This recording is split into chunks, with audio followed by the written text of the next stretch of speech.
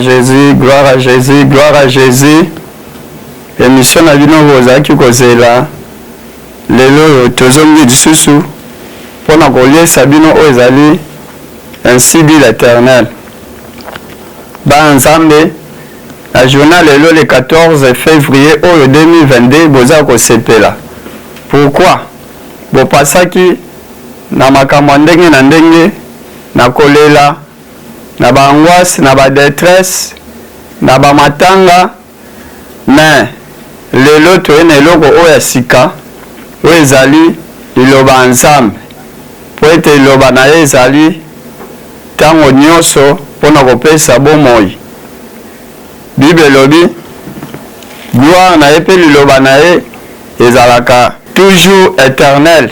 Nzambe nanga na likolo kombo na yo ekumbama. Nzambe nanga na likolo kombo na yo ekumba yele yo yo yo yo yo yo yo yo yo yo. Oui, likolo ezali efande na ye, mabele ezali enyate na ye. Nzambe na lola, nzambe mosantu na lola, kombo nekumbama, kombo nesanzolama. Yango toyoko netola toka koadore yo na journal lelo le 14 février oyo kembo pe masanzolo ezonge pa na yo yawe pe tango tozobanda émission oyo pe mateya oyo elongo na yo. La Bible dit qu'à sans toi nous ne pouvons rien faire, mais avec toi nous ferons des exploits. C'est pour cela que nous t'acclamons, nous t'acclamons. Reçois l'acclamation, reçois l'acclamation, reçois l'acclamation. Hosanna au Dieu très haut, Hosanna au Dieu très haut. Alléluia, alléluia. Nzamba pambola bino, boza ko pambola mana tongwa lelo.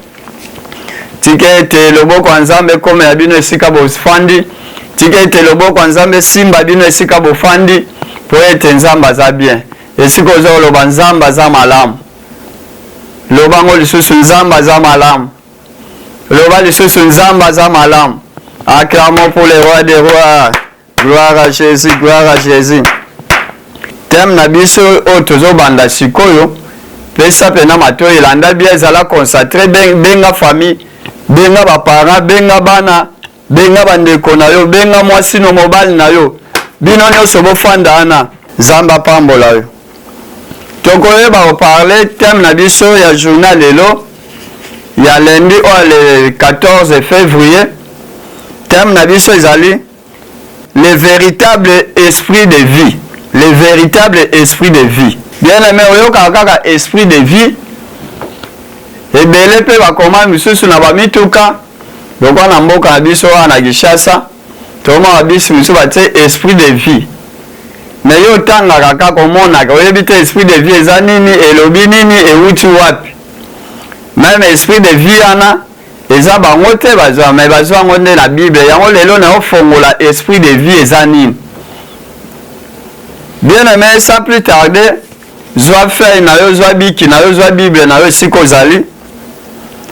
Toko leka na matera na biso journal lelo. Toko yondo tanga na livre na biso ya Romains 8, premier verset jusqu'à deuxième verset. Je lis au nom du Seigneur Jésus-Christ de Nazareth. Il n'y a donc maintenant aucune condamnation pour ceux qui sont en Jésus-Christ. En effet, la loi de l'esprit de vie en Jésus-Christ m'a affranchi de la loi du péché de la mort. Bien aimé, Zamba pambola yo. Nakaniso lande yango bien. Abalobi, en effet, la loi de l'esprit de vie en Jésus-Christ. Kuna tout le monde a gabate esprit de vie. Bien aimé, matin ya o eza mutu ya makasi. Parce que toza na monde ya esprit. Nyonso ezosala na esprit. Mais lelo na oyelo véritable esprit supérieur, esprit spécial ya ekolo Yesu, esprit de vie. Bien aimé, awa lobi condamnation moko te eza na ba o baza kati na kolo Yesu Kristo. Ba o bazotambola na nzoto te mais bazotambola na molimo. Pe na deuxième verset bazoloba En effet, la loi de l'esprit de vie en Jésus-Christ m'a libéré dans la loi du péché de la mort. Il y a l'imoso balobi la loi. Il y a mis balé l'esprit. Il y a mis ça tout vie. Donc il y aura la 4. 4 mais ça en Jésus-Christ. La loi de l'esprit de vie en Jésus-Christ m'a libéré, bien m'a franchi de la loi du péché de la mort. Na kati ya loi ya Yesu ezaka la loi pamba te. Na kati ya loi ya Yesu tozoma biloko efandi wana eza mibale. Eza esprit na vie. Donc Yesu na kati na ye aza na mabomba minene. Aza na loi. Mais na kati ya loi na eza na esprit na ye. Après esprit na ye eza pe na vie. Sikoyo loi ya esprit ya vie ya Yesu esalaka nini? Tunangi esalaka nini? Loi ya esprit ya Yesu ya vie eyaka kwa franchir le bande kono eyaka kwa franchir eyaka ko libérer o betela ko Yesu Kristo maboko gloire à Jésus. Nana ebiso na tongo lelo na journal lelo oza libéré. Pourquoi? Parce que la loi de l'esprit de vie en Jésus-Christ t'a libéré. Nous a libérés dans le nom puissant Seigneur Jésus-Christ. Bien aimé, ça va esprit moussous. Et il y a qu'à libérer. Et ça va esprit moussous. Et ça faible. Et ça va esprit moussous. Et ça va mauvais esprit. Et ça va esprit moussous. Et il y a qu'à détruire. Mais awa tozomona esprit. Esprit anan ya kolo Yesu. Et uti wapi na kati ya loi. Omwana osambela o vivre na kati ya loi nzambe. Na kati ya loi nzambe eza nini? Il faut tosa mibeko. Na kati ya kotosa mibeko kolo Yesu. Esprit ya Christ ekoya na kati na yo.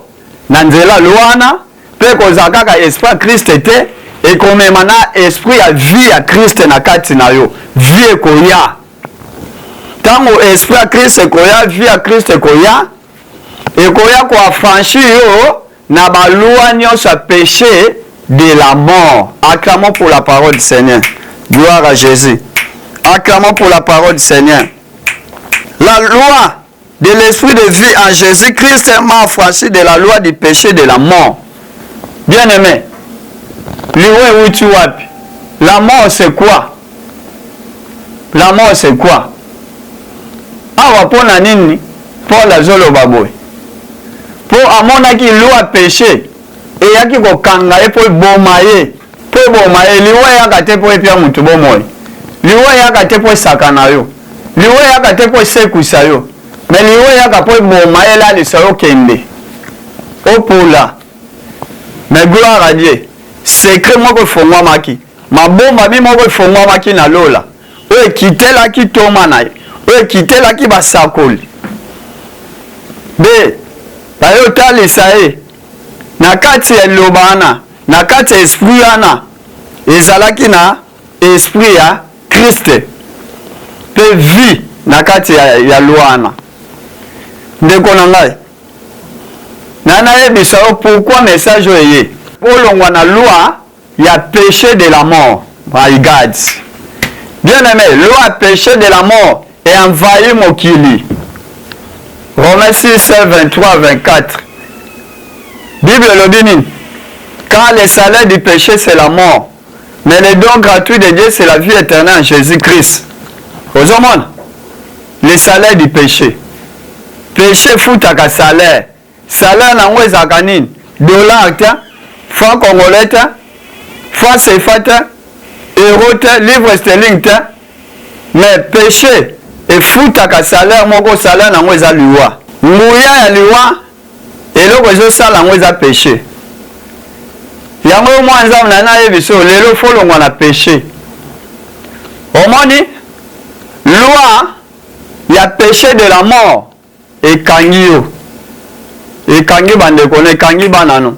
Tana famille no banano nde baosila. Po eza loi moko epesami wana. Loi péché de la mort. Pourquoi péché de la mort ekoti. Pour ozo vivre, pour ozo tambo na vie à péché.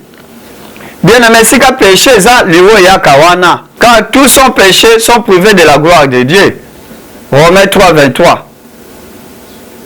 Il n'y a pas de distinction. Pas de distinction. Car tous sont péchés sont privés de la gloire de Dieu. Bien aimé.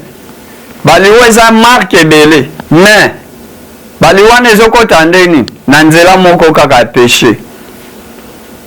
Nzela moko ya péché. Liwe kotaki na nzela péché na nzela Adam na Ève na kati ya jardin d'Éden. Babungisaki véritable vie ona ote ya bino. So basumukaki te, mpe liwe kotaki te.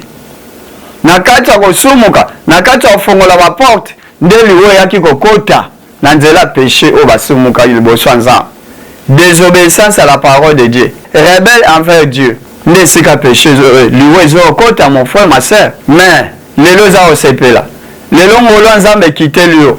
Parce que na oteyo biloko pona moni liwe linge kota na famille no. Liwe linge kota na bana no. Liwe linge kota mobile na yo. Liwe linge kota mwasi na yo. Mais na ye liyo message révélé, parole révélée. Oh Christ a tininga na yo yebisa bino po boza libérer, po boza la délivrer na oyo ezali ba loi des péchés de la mort. Mon frère, ma soeur, Zamba mona yo.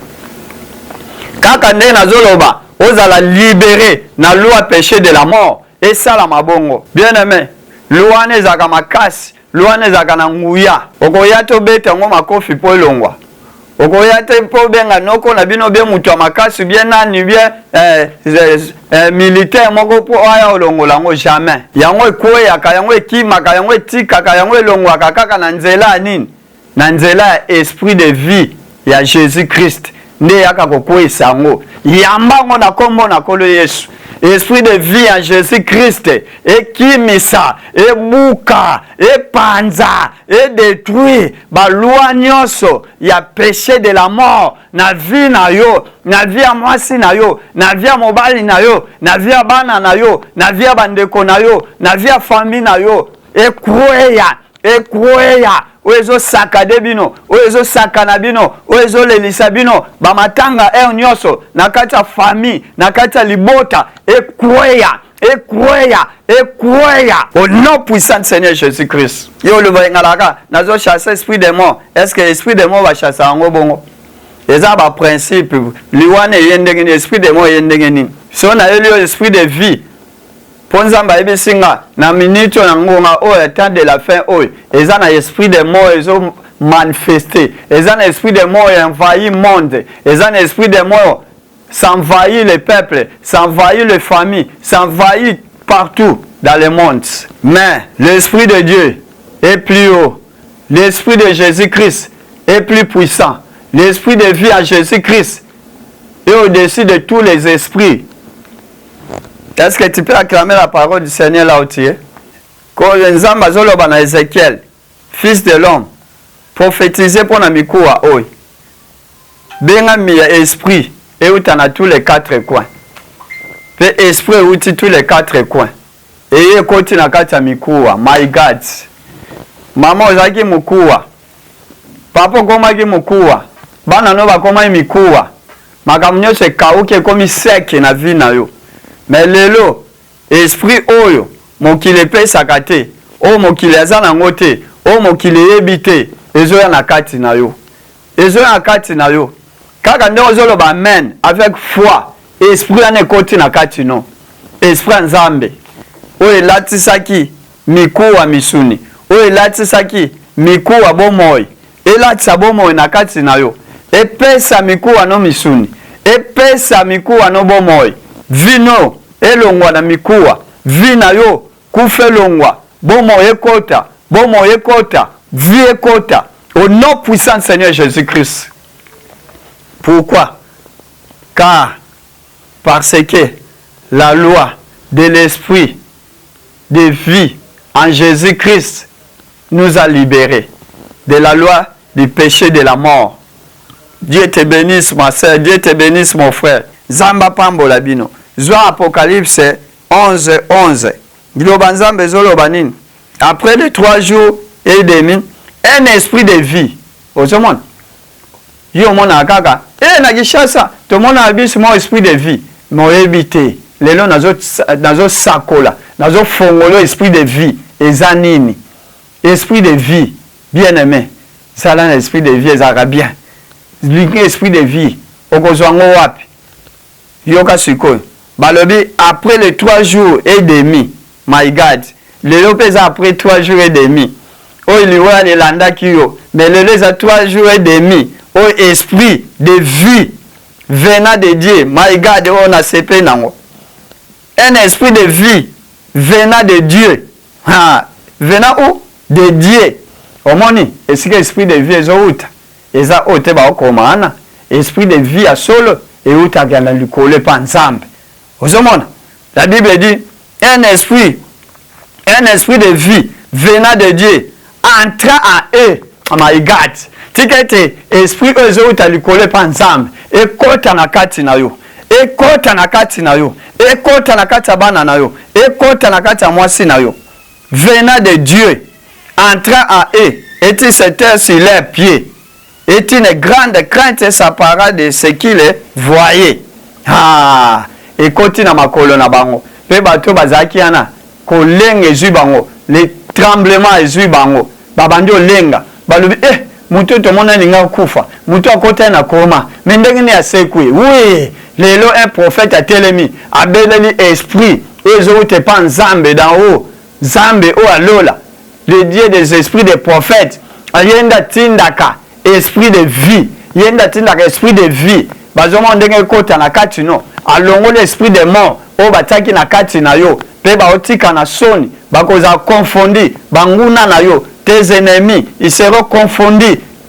Aujourd'hui même, Okokufaté, esprit de vie, et outil du colo. Ah, et outil du colo, my God, et outil dans l'orienté, et outil dans l'occidenté, mais outil du colo, et outil du colo, et outil du colo, et outil du colo. L'élévation vient de l'éternel. L'esprit de vie vient de l'éternel. Oh my God, et outil du colo. J'invoque ça maintenant. La Bible déclare, quiconque invoquera le nom du Seigneur Jésus-Christ sera sauvé. Maintenant, j'invoque comme un prophète de l'Éternel, comme la bouche de l'Éternel. J'invoque l'esprit de vie qui vient en haut, qui descend, qui entre en nous, qui entre dans ta vie, qui entre dans ta famille, qui entre dans tes enfants, qui entre dans ton mariage. Au nom puissant du Seigneur Jésus, au nom puissant du Seigneur Jésus. Écoutez, dans ma colonne, dans notre nom. Ozuibo moyo sekwe babando kamwa babando lenga ndeni to mona ya okufa to tinda ke molimo akufa melongwe esprit ni ngwana te ute panane baluki ba monite po uti likolo my God yo za mwana nzambe ozo uta likolo zo zwango Bible lobi moko ta ko zo biloko malamu soke pesemelete uta ko uta likolo yambango o témoigner benganga ya 081 64